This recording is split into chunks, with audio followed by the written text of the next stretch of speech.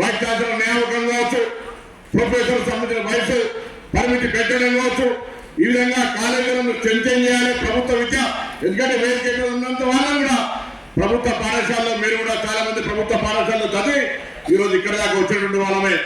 కాబట్టి ప్రభుత్వ పాఠశాలలో విద్య బాగుండాలని ప్రభుత్వ సంకల్పం తీసుకొని అటు అమ్మ ఆదర్శ పాఠశాలల పేరు మీద మౌలిక సదుపాయాలు కలిగేయడమే కాకుండా చదువుకుంటున్నటువంటి పిల్లలకు ఆకలి పిల్లలకు హాస్పిటల్ ఛార్జీలు మెచ్ఛార్జీలు పెంచి ఈ విధంగా విద్యా వ్యవస్థ మార్పు చేసే ప్రయత్నంలో ఈ రోజు నూతనంగా నియామకం పొందుతున్నటువంటి ఈ పవిత్రమైన వృత్తిలో అధ్యాపక వర్గం కానీ ప్రభుత్వ విద్యలో చదువుకుంటే గౌరవమైన విధంగా ఆ యొక్క మార్పును తీసుకొచ్చే ప్రయత్నం జరగాలని సందర్భంగా కోరుతూ మీ అందరూ కూడా ఈ రోజు నియామక పత్రాలు పొందుతున్న మీ అందరికీ మరొకసారి తెలంగాణ ప్రభుత్వ పక్షాల శుభాకాంక్షలు అభినందనలు తెలియజేస్తూ నమస్కారం చెప్తున్నా.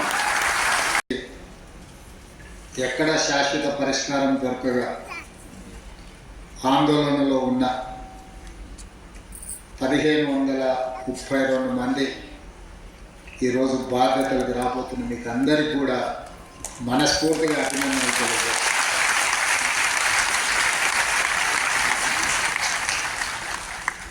1532 ఇందులో ప్రభుత్వ జూనియర్ కళాశాలకు సంబంధించిన 1292, పాలిటెక్నిక్ కళాశాలకు సంబంధించి 240 మంది అధ్యాపకులు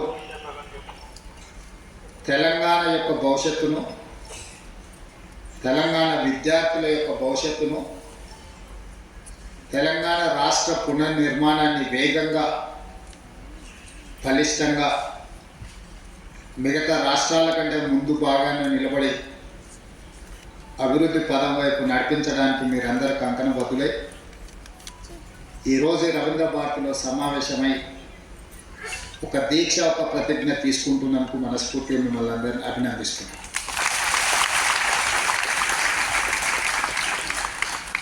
తెలంగాణ రాష్ట్ర నేపథ్యము, తెలంగాణ రాష్ట్ర ఉద్యమం యొక్క నైసర్గిక స్వరూపము,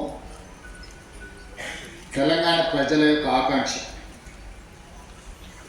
నిరుద్యోగ సమస్య. ఈ నిరుద్యోగ సమస్యనే తెలంగాణ ఉద్యమాన్ని ఉవ్వెత్తున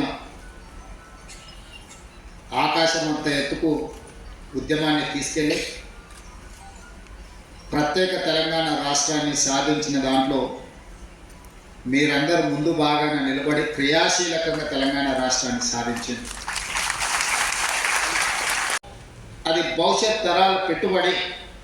అందుకే తెలంగాణ రాష్ట్రంలో మొట్టమొదటిసారి 21,650 కోట్ల రూపాయలు విద్యాశాఖకు కేటాయించి విద్యకు మా ప్రభుత్వంలో ప్రాధాన్యత ఉన్నదని చెప్పి మేము ప్రయత్నం చేసినాం. 10 సంవత్సరాలు డిఎస్సి నోటిఫికేషన్లు ఇవ్వకపోవడం, ఇచ్చిన పరీక్షలు రాయకపోవడం, పరీక్షలు రాసిన ప్రశ్నపత్రాలు జవాబుపత్రాలు జిరాక్స్ సెంటర్లలో అమ్ముతుంటే వాటన్నిటిని పక్కన పెట్టి టెట్ పరీక్షలు నిర్వహించడమే కాకుండా డిఎస్సి నోటిఫికేషన్ ఇచ్చి 55 రోజులలో మా అధికారులు పరీక్షలు నిర్వహించడం, ఫలితాలను ఇవ్వడము, నియామక పత్రాలను అందజేయడం కూడా 55 రోజుల్లోనే 11,000 పైచిలకు ఉపాధ్యాయులను నియమించిన చరిత్ర తెలంగాణ రాష్ట్రంలో మన ప్రభుత్వానికి, ప్రజాపాలన. అదేవిధంగా 15-20 సంవత్సరాలు టీచర్ల ప్రమోషన్లు రాలే, 10 సంవత్సరాలు బదిలీలు జరగలే.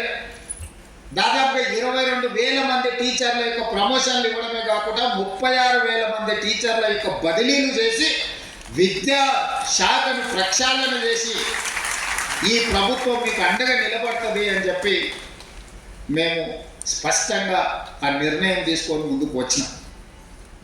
అదేవిధంగా ఈరోజు తెలంగాణ రాష్ట్రంలో విద్యాశాఖ కొంత నిర్లక్ష్యానికి 10 సంవత్సరాలు గురవడం వల్ల దేశంలో ఉన్న రాష్ట్రాలలో అట్టడుగు నుంచి లెక్క పెడితే 2వ రాష్ట్రంగా 3వ రాష్ట్రంగా ఉన్నాం.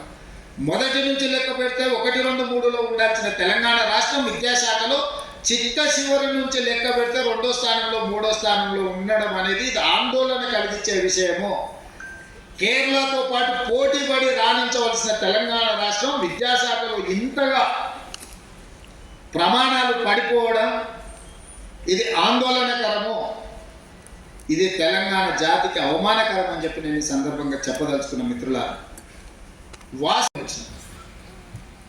ఈరోజు ఈ రాష్ట్రాన్ని, దేశాన్ని నడిపించే శక్తి ప్రభుత్వ పాఠశాలలో చదువుకున్న మాకు ఉన్నప్పుడు రేపటి భవిష్యత్ తరాలకు మనం ఎందుకు ఆ కాన్ఫిడెన్స్ ఇవ్వలేకపోతున్నాం, ఎందుకు తల్లిదండ్రులు మన స్కూళ్ళకు రాలేకపోతున్నారు, ఎందుకు ఈ ప్రభుత్వాన్ని విశ్వసించడం లేదు, ఎందుకు ఈ ప్రభుత్వ పాఠశాలల్లో విద్యార్థులు చేరడం లేదు, ఈ మూలాలను మనం చర్చించుకోవాల్సిన అవసరం ఉంది. మూలాల మీద పరిశోధన చేసుకోవాల్సిన అవసరం ఉంది.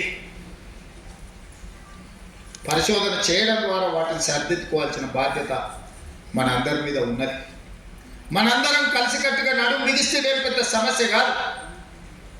ఈరోజు young India integrated residential schools, గతంలో SC ST BC minority residential schools ఇచ్చినామన్నా, జీవోలు ఇచ్చింది సంతోషం, అడ్మినిస్ట్రేటివ్ శాంక్షన్ ఇచ్చింది సంతోషం. ఎక్కడైనా ఎస్సీ ఎస్టీ బీసీ మైనారిటీ స్కూల్స్కి ఎక్కడైనా బిల్డింగ్లు కట్టినరా, ఎక్కడైనా వాళ్ళకి ఏమన్నా కనీస మౌలిక వసతులు ఉన్నాయా? మూసేసిన పోల్ట్రీ ఫామ్లలోనో లేకపోతే 4 గదులు ఎక్కడైనా కొన్ని రాజకీయ పార్టీల లీడర్లు కట్టుకున్న దాంట్లో కిరాయికి కట్టించి ఆ పిల్లల భవిష్యత్తునంత సర్వనాశనం చేసిండ్రు.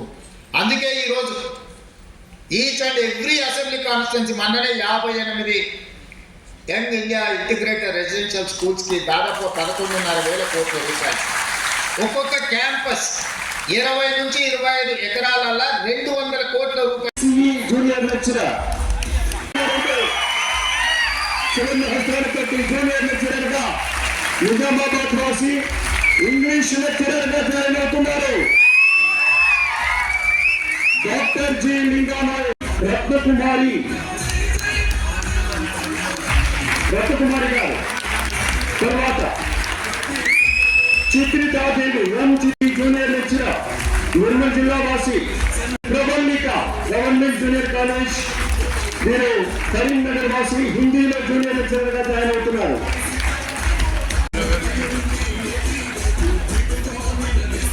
గారు